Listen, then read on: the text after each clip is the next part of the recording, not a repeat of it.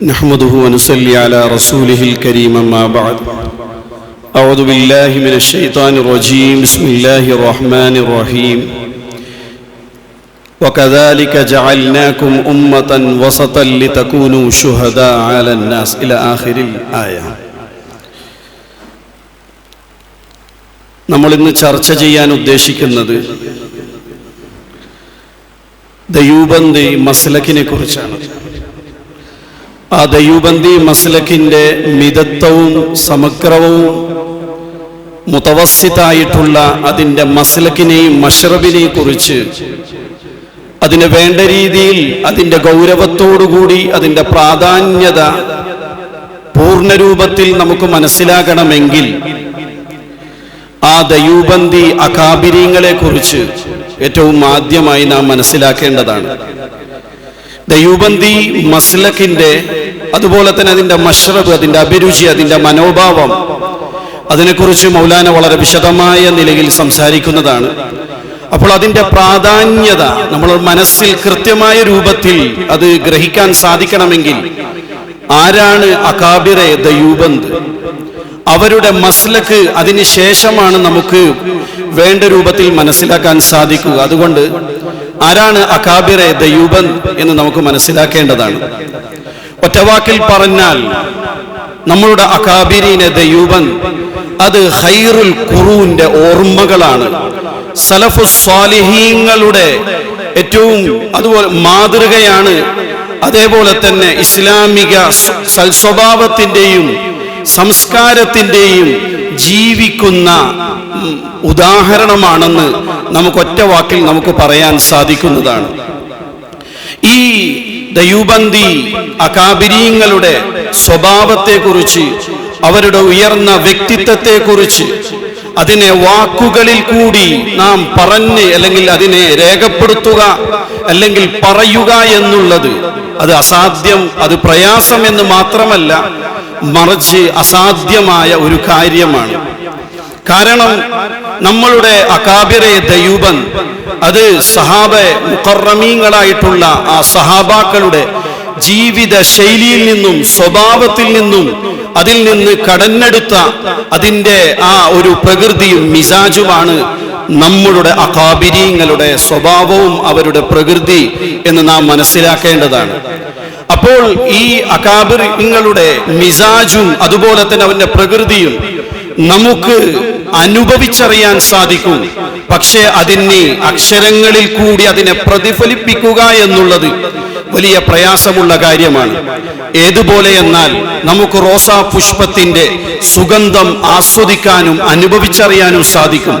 പക്ഷെ അതിന്റെ വാക്കുകളിൽ കൂടി അതിന് ഊടും പാവും നൽകി ആ അനുഭവത്തെ നമുക്ക് വായനയിൽ കൂടി വാക്കിൽ കൂടി പ്രതിഫലിക്കാൻ അസാധ്യമായതുപോലെയാണ് നമ്മളുടെ അറിയപ്പെടുന്ന ആ അകാബിരി ദയൂബന്ദിന്റെ ആ സ്വഭാവ ഗുണങ്ങൾ എന്ന് നാം ആദ്യമായി മനസ്സിലാക്കേണ്ടതാണ്. ഏറ്റവും പ്രധാനമായിട്ട് നാം മനസ്സിലാക്കണം, അവർ വിജ്ഞാനത്തിന്റെ നിറകുടങ്ങളായിരുന്നു. അതോടൊപ്പം തന്നെ ആ വിജ്ഞാനത്തിന് സൗന്ദര്യവും ശോഭ വർദ്ധിപ്പിക്കുന്ന രൂപത്തിൽ അവരിൽ ആ വിനയം അതിൽ പ്രതിഫലിച്ചു നിന്നിരുന്നു. അതേപോലെ തന്നെ അവർക്ക് ജീവവായുവായിട്ട് ആ തഖ്വയും ലില്ലാഹിയത്തും അള്ളാഹുവിനോടുള്ള ആ ഭയം അവരുടെ മുഴുവൻ പ്രവൃത്തിയിലും നമുക്ക് ജീവവായുവായിട്ട് നാം അതിനെ കാണാൻ സാധിക്കുന്നതാണ് എന്ന് നമുക്ക് ആദ്യമായി മനസ്സിലാക്കേണ്ടതാണ്. അങ്ങനെ ഈ അകാബിരെ ദയൂബന്ദുകളെ കുറിച്ച് നമ്മൾക്ക് ചെറിയ രൂപത്തിൽ അവരുടെ 2-3 സംഭവങ്ങൾ നമുക്ക് മനസ്സിലാക്കേണ്ടതാണ്.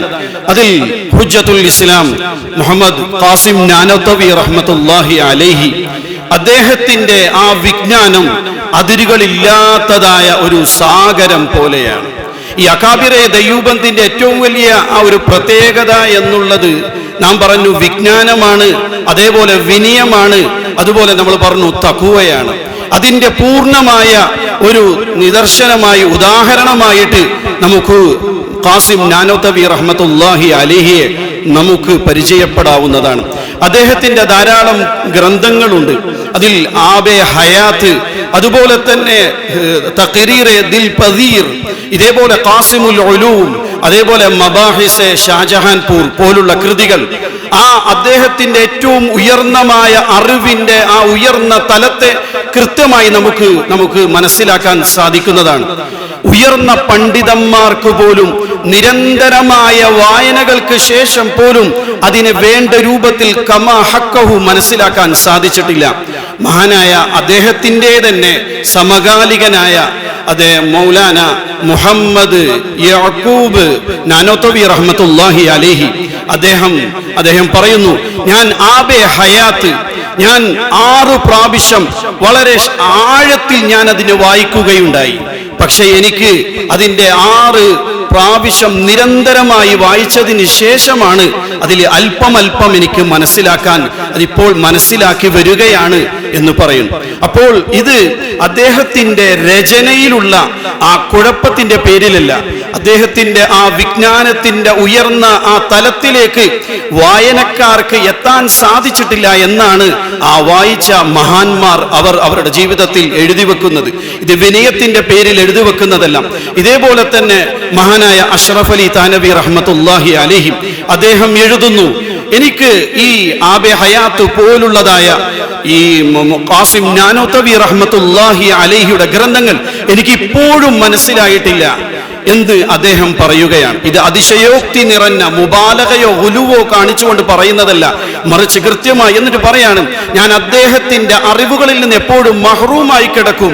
കാരണം അത്രയും ഉയർന്ന് എനിക്കാണെങ്കിൽ ആഴത്തിൽ എനിക്ക് മനസ്സിരുത്തി വായിക്കാൻ എനിക്കൊരു പ്രയാസവും കൂടിയാണ്. അതുകൊണ്ട് ഞാൻ എൻ്റെ മനസ്സിനെ തന്നെ പറഞ്ഞ് സമാധാനിപ്പിക്കുന്നതാണ്. അത്യാവശ്യമായ അറിവുകൾ നേടാൻ എളുപ്പമുള്ള ധാരാളം ഗ്രന്ഥങ്ങൾ ഇവിടെ ഉണ്ടായിരിക്കെ എന്തിനാണ് മനസ്സിന് ഏറ്റവും വലിയ ബുദ്ധിമുട്ടുകൾ എന്തിനാണ് നൽകുന്നത് എന്ന് പറയുന്നു. ആരാണ് പറയുന്നത്? ആയിരക്കണക്കിന് കിതാബുകൾ എഴുതിയ അഷ്റഫ് അലി താനവി, 10,000-കണക്കിന് പ്രഭാഷണങ്ങൾ നടത്തിയ അദ്ദേഹമാണ് പറയുന്നത്. ഇദ്ദേഹത്തിന്റെ ആ അറിവ് നിരന്തരമായ വായനകൾക്ക് ശേഷം പോലും എനിക്ക് മനസ്സിലാക്കാൻ സാധിച്ചിട്ടില്ല. അപ്പോൾ ആ ഗ്രന്ഥത്തിന്റെ അവരുടെ വരികൾ, അവരുടെ ഇൽമിന്റെ ആഴം, അതിന്റെ പരപ്പ് അത് എത്രത്തോളമാണ് എന്ന് നമുക്ക് മനസ്സിലാക്കാൻ സാധിക്കുന്നതാണ്. തുടർന്ന് ഈ ഖാസിം നാനോത്തവി റഹ്മത്തുള്ളാഹി അലൈഹി ആ അറിവിന്റെ ഇത്രയും ഉയർന്ന ആ ലെവലിലാണെങ്കിലും ആ അറിവിനെ ഭംഗിപ്പെടുത്താൻ, അതിന് ശോഭ നൽകുന്നത്, അദ്ദേഹത്തിന് അതിന്റെ അറിവിനെ അത് ജനങ്ങളിലേക്ക് എത്തിക്കുന്നതിൽ കൂടുതൽ ആഴത്തിൽ പ്രതിഫലിക്കുന്നത് അവരുടെ വിനയമാണ്. ആ വിനയത്തെക്കുറിച്ച് നമുക്ക് മനസ്സിലാക്കേണ്ടതാണ്. മൗലാന അഷ്റഫ് അലി താനവി റഹ്മത്തുള്ളാഹി അലൈഹി അദ്ദേഹം അതിനെക്കുറിച്ച് അദ്ദേഹം തന്നെ എഴുതുന്നു. അംറോഹവി റഹ്മത്തുള്ളാഹി അലൈഹി അദ്ദേഹത്തിന്റെ ഗ്രന്ഥത്തിൽ എഴുതുന്നു, ഈ ഖാസിം നാനോത്തവി റഹ്മത്തുള്ളാഹി അലൈഹി അദ്ദേഹം പറയുന്നു, ഞാൻ ഈ സൂഫിയാക്കൾക്ക് ഒരു പേര് ദോഷമാണ്. അത് ഞാൻ അവരുടെ സൂഫിയാക്കൾ അദ്ദേഹത്തിന്റെ ഉയർന്ന വിനയം പ്രകടിപ്പിക്കുകയാണ്. അദ്ദേഹം ഏറ്റവും ഉയർന്ന അവസ്ഥയിലാണ്. പക്ഷെ എന്നിട്ട് പറയാണ്, ഞാൻ എൻ്റെ കഴിവ് കുറഞ്ഞതിന്റെ പേരിൽ ഞാൻ സൂഫിയാക്കൾക്ക് ഒരു പേര് ദോഷമാണ്. എന്നിലെങ്ങാനും ഈ മൗലവി പട്ടം ചാർത്തപ്പെട്ടില്ലായിരുന്നുവെങ്കിൽ, ഞാൻ ഈ പറയപ്പെടുന്ന ഈ ചാർത്തപ്പെട്ടില്ലായിരുന്നെങ്കിൽ അതിന്റെ പേരിൽ ഞാൻ എൻ്റെ ഓരോ കഥമും ഓരോ കാൽപ്പാടും വളരെ സൂക്ഷിച്ചുകൊണ്ടാണ് വെക്കുന്നത്. അതെങ്ങാനും എന്നിൽ ഈ പട്ടം ചാർത്തപ്പെട്ടില്ലായിരുന്നുവെങ്കിൽ ഈ ഖാസിമിനെ കുറിച്ച് ഒരു പൊടി പോലും അറിയുമായിരുന്നില്ല എന്ന് പറയാണ്. അഥവാ ഏറ്റവും ഉയർന്ന അവസ്ഥയിൽ എത്തിയിട്ടും വിനയത്തിൽ കൂടി പറയാണ്, ഞാൻ എന്നെ നിങ്ങൾക്ക് മനസ്സിലാക്കാൻ സാധിക്കത്തില്ല, ഞാൻ ഏറ്റവും താഴ്ന്നവനാണ്, എനിക്ക് അയോഗ്യമായ രീതിയിലാണ് ഈ മൗലവി പട്ടം എനിക്ക് നൽകപ്പെട്ടത് എന്ന് പറയാണ്. ഇതേപോലെ തന്നെ അദ്ദേഹത്തെ കുറിച്ച് മറ്റൊരു ഗ്രന്ഥത്തിൽ അദ്ദേഹം പറയുന്നു, ഏതെങ്കിലും ഒരു വിദ്യാർത്ഥി ആ വിദ്യാർത്ഥിയിൽ എന്തെങ്കിലും അഹങ്കാരം കണ്ടാൽ മൗലാന അദ്ദേഹത്തിന്റെ ചെരിപ്പുകൾ ആ കുട്ടിയെ കൊണ്ട് ശരിയാക്കിപ്പിക്കുമായിരുന്നു. എന്നാൽ മറ്റൊരു വിദ്യാർത്ഥിയിൽ വിനയത്തിന്റെ അടയാളം കണ്ടുകഴിഞ്ഞാൽ മൗലാന തന്നെ ആ വിദ്യാർത്ഥിയുടെ ചെരിപ്പുകൾ ശരിപ്പെടുത്തുമായിരുന്നു. ഇതായിരുന്നു അറിവിന്റെ സാഗരമായിരിക്കെ തന്നെ അവർ വിനയത്തിന്റെ ഉദാത്തമായ ഉദാഹരണങ്ങളാണ് എന്ന് കൃത്യമായി നമ്മൾ മനസ്സിലാക്കേണ്ടത്. ഇതേപോലെ തന്നെയാണ് നമ്മളുടെ റഷീദ് അഹമ്മദ് ഗംഗോയി റഹ്മത്തുള്ളാഹി അലൈഹി. അദ്ദേഹം വലിയ അറിയപ്പെടുന്ന പണ്ഡിതനാണ്. അദ്ദേഹത്തിന്റെ ഉയർന്ന ആ വിജ്ഞാനത്തിന്റെ പേരിൽ തന്നെയാണ് മഹാനായ ഖാസിം നാനോത്തവി റഹ്മത്തുള്ളാഹി അലൈഹി അദ്ദേഹത്തിന് ഒരു പേര് നൽകിയിരുന്നു. അബൂ ഹനീഫ ആസർ കാലഘട്ടത്തിൽ അബൂ ഹനീഫ എന്ന പേരിൽ അറിയപ്പെട്ടിരുന്നു. അതേപോലെ തന്നെ അഷ്റഫ് അലി താനവി റഹ്മത്തുള്ളാഹി അലൈഹി അല്ലാമ ഷാമിയെ പോലും അദ്ദേഹം ഫഖീഹുൻ നഫ്സ് എന്ന പേര് കൊടുക്കാൻ മടി കാണിച്ച ഈ അൻവർ ഷാ കാശ്മീരി റഹ്മത്തുള്ളാഹി അലൈഹിം ഈ റഷീദ് അഹമ്മദ് ഗംഗോയി റഹ്മത്തുള്ളാഹി അലൈഹി ഫഖീഹുൻ നഫ്സ് എന്ന പേര് നൽകി. ഇങ്ങനെയുള്ള ഈ ഉയർന്ന പാണ്ഡിത്യമുള്ള ഈ റഷീദ് അഹമ്മദ് ഗംഗോയി റഹ്മത്തുള്ളാഹി അലൈഹി അദ്ദേഹത്തെ കുറിച്ച് ഒരു ക്ലാസ്സിൽ അദ്ദേഹം അഷ്റഫ് അലി താനവി റഹ്മത്തുള്ളാഹി അലൈഹി പറയുന്നു, ഒരു ദിവസം അദ്ദേഹം ഹദീസിന്റെ ക്ലാസ് വെളിയിൽ അത് നടത്തിക്കൊണ്ടേയിരിക്കുകയാണ്. യാദർശികമായ ഒരു ശക്തമായ മഴ പെയ്തു. അപ്പോൾ വിദ്യാർത്ഥികളെല്ലാം തന്നെ അവരുടെ കിതാബുകൾ നനഞ്ഞു പോകണ്ട എന്നതിന്റെ പേരിൽ വേഗത്തിൽ തന്നെ ചെരിപ്പുകൾ അവിടെയും ഇവിടെയും അത് ഒഴിവാക്കിക്കൊണ്ട് വലിച്ചെറിഞ്ഞുകൊണ്ട് കിതാബ് ഉള്ളിലേക്ക്, പള്ളിയുടെ ഉള്ളിലേക്ക്, മദ്രസയുടെ ഉള്ളിലേക്ക് പ്രവേശിച്ചു. പക്ഷേ അവർ അവിടെ എത്തിയതിനു ശേഷം കാണുന്നത് എന്താണ്? ഈ മഹാനവറുകൾ അദ്ദേഹം ആ മഴ നനഞ്ഞുകൊണ്ട് തന്റെ വിദ്യാർത്ഥികളുടെ ചെരിപ്പുകൾ മഴ നനയാതിരിക്കാൻ വേണ്ടി അതെല്ലാം അത് സൈഡിൽ ഒതുക്കി വെക്കുന്നതാണ് ആ വിദ്യാർത്ഥികൾ കണ്ടത്. ഇത് അദ്ദേഹത്തിന്റെ ഏറ്റവും ഉയർന്ന ആ വിനയത്തിന്റെ ഉദാത്ത മാതൃകയായി നമുക്ക് മനസ്സിലാക്കാൻ സാധിക്കും. ഇതേപോലെ ധാരാളം പണ്ഡിതന്മാർ, അൻവർ ഷാ കാശ്മീരി റഹ്മത്തുള്ളാഹി അലൈഹി അദ്ദേഹത്തിന്റെ അറിവ് നാം ഒന്ന് പറയുമ്പോൾ കടലിന് മുമ്പിൽ വെളിച്ചം കാണിക്കുന്നത് പോലെ, വിളക്ക് കാണിക്കുന്നത് പോലെയാണ്. അത്രയും ഉയർന്ന അദ്ദേഹത്തെ കുറിച്ച് അദ്ദേഹം അഷ്റഫ് അലി താനവി റഹ്മത്തുള്ളാഹി അലൈഹി ഒരു പ്രഭാഷണത്തിൽ അദ്ദേഹം പറയുന്നുണ്ട്. ഒരു ഈസവിയായ, അതായത് ക്രിസ്ത്യാനിയായ ഒരു തത്വചിന്തകൻ പറയുന്നു, അദ്ദേഹം പറയുന്നു, തീർച്ചയായിട്ടും ഞാൻ ഇസ്ലാം സത്യമാണെന്ന് വിശ്വസിക്കുന്നത് ഇത്രയും ഉയർന്ന ഖസാലിയെ പോലുള്ള ഗവേഷകനായ പണ്ഡിതൻ ഇസ്ലാമിനെ അംഗീകരിക്കുന്നു എന്നത് തന്നെയാണ് അത് ഇസ്ലാമിന്റെ സത്യസന്ധതയുടെ മേൽ ഞാൻ അടയാളമായി ഞാൻ മനസ്സിലാക്കുന്നു. തുടർന്ന് അഷ്റഫ് അലി താനവി പറയുന്നു, ഞാൻ അതിനുശേഷം അൻവർ ഷാ കാശ്മീരി റഹ്മത്തുള്ളാഹി നമ്മുടെ കാലത്തിൽ അദ്ദേഹത്തിന്റെ സാന്നിധ്യം എന്നത് തന്നെ അത് ഇസ്ലാമിന്റെ ഏറ്റവും ഉയർന്ന അടയാളമാണ്. കാരണം ഇങ്ങനെയുള്ള ഉയർന്ന പണ്ഡിതന്മാർ ഇസ്ലാമിനെ മനസ്സിലാക്കുകയും അതിന്റെ സേവനത്തിന് വേണ്ടി തന്റെ ജീവൻ സമർപ്പിക്കുക എന്നത് തന്നെ ഇസ്ലാമിന്റെ സത്യസന്ധതയുടെ മേൽ കൃത്യമായ ഒരു അടയാളമാണ്. അവരുടെ ജീവിതത്തിൽ തഖ്വയുടെ ഉയർന്ന അവസ്ഥയാണ്. സീമാഹും ഫീ വുജൂഹിഹിം മിൻ അസരി സുജൂദ്, അവരുടെ മുഖങ്ങളിൽ കൂടി തഖ്വയുടെയും സുജൂദിന്റെയും ലില്ലാഹിയത്തിന്റെയും ഉയർന്ന അടയാളങ്ങൾ നമുക്ക് ദർശിക്കാൻ പറ്റും. അദ്ദേഹത്തെ കുറിച്ച് ഒരു സംഭവത്തിൽ എഴുതുന്നു, അദ്ദേഹം ഒരു റെയിൽവേ സ്റ്റേഷൻ സുബഹിയുടെ മുമ്പായിട്ട് അവിടെ ഒരു ട്രെയിൻ കാത്തു നിൽക്കുകയായിരുന്നു. ആ സമയത്ത് അവിടുത്തെ ജോലിക്കാരനായ ഒരു ഹിന്ദു റെയിൽവേ ഉദ്യോഗസ്ഥൻ കടന്നു വരുന്നുണ്ടായിരുന്നു. അദ്ദേഹത്തിന്റെ കയ്യിൽ ഒരു വിളക്കും ഉണ്ടായിരുന്നു. അങ്ങനെ അദ്ദേഹത്തെ അൻവർ ഷാ കാശ്മീരി റഹ്മത്തുള്ളാഹി അലൈഹിയെ കണ്ടപ്പോൾ അദ്ദേഹത്തിന് കരയാൻ തുടങ്ങി. പെട്ടെന്ന് അദ്ദേഹത്തിന്റെ മുഖം, അവരുടെ അടയാളം, അവരുടെ തഖ്വ ആ മുഖത്തിൽ തന്നെ പ്രശോഭിക്കും. അത് ഇസ്ലാമിലേക്ക്, ആ വ്യക്തിയുടെ ഇസ്ലാമിലേക്ക് കാരണമായി. അദ്ദേഹം കരഞ്ഞ് അതിനുശേഷം അദ്ദേഹം ഇസ്ലാം സ്വീകരിച്ചുകൊണ്ട് പറഞ്ഞു, ഇത്രയും ശോഭയുള്ള മുഖം അത് കാണുമ്പോൾ തന്നെ ഇസ്ലാം സത്യമാണ് എന്ന് മനസ്സിലാക്കാൻ എനിക്ക് സാധിച്ചു എന്ന് അദ്ദേഹം പറയുന്നുണ്ടായിരുന്നു. അപ്പോൾ തഖ്വയുടെയും വിനയത്തിന്റെയും ഇൽമിന്റെയും ഏറ്റവും ഉയർന്ന അവസ്ഥയിലാണ് ഇത്രയും ഈ സംഭവങ്ങളെല്ലാം ഉദ്ധരിക്കുന്ന മഹാനായ അഷ്റഫ് അലി താനവി റഹ്മത്തുള്ളാഹി അലൈഹി. അദ്ദേഹവും വിനയത്തിന്റെ ഏറ്റവും ഉയർന്ന അദ്ദേഹം അവസ്ഥയിലായിരുന്നു. 1300 അദ്ദേഹം സനദ് ദൈവബന്ദ് ദാറുൽ ഉലൂമിൽ നിന്ന് 1300 സനദ് വായിക്കുന്നത്. ആ വർഷം ഏറ്റവും വലിയ ഒരു അദ്ദേഹത്തിന്റെ സനദ് പരിപാടി, ഒരു വലിയ സനദിന്റെ പരിപാടി നടത്താൻ അവർ ഉദ്ദേശിച്ചു. അങ്ങനെ ഇവർ ആ വിവരം കിട്ടി. അപ്പോൾ അഷ്റഫ് അലി താനവി റഹ്മത്തുള്ളാഹി അലൈഹിയും അദ്ദേഹത്തോടൊപ്പമുള്ള സമകാലികരായ അദ്ദേഹത്തിന്റെ കൂട്ടുകാരെല്ലാം കൂടി ചേർന്നിട്ട് യാക്കൂബ് സാഹിബ് നാനോത്തബിയുടെ അടുക്കൽ പോയിട്ട് പറഞ്ഞു, ഈ ഒരു സനദ് നടത്തേണ്ട ആവശ്യമില്ല. കാരണം അത് ഈ ദാറുൽ ഉലൂം ഒരു നാണക്കേടാണ്. കാരണം നമ്മളെ പോലുള്ള കഴിവില്ലാത്ത വ്യക്തികൾക്ക് സനദ് കൊടുത്തു കഴിഞ്ഞാൽ അത് ദാറുൽ ഉലൂം എന്ന ഉയർന്ന ആ ഒരു സ്ഥാപനത്തിന് തന്നെ ഈ കഴിവില്ലാത്തവരുടെ പേരിൽ നാണക്കേടാണെന്ന് പറഞ്ഞു.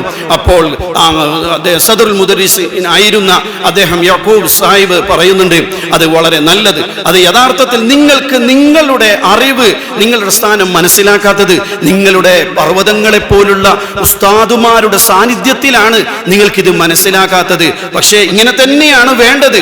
പക്ഷേ നിങ്ങൾ ഇവിടെ നിന്ന് പുറത്തിറങ്ങിക്കഴിഞ്ഞാൽ നിങ്ങൾക്ക് നിങ്ങളുടെ വിലയും നിലയും മനസ്സിലാകും.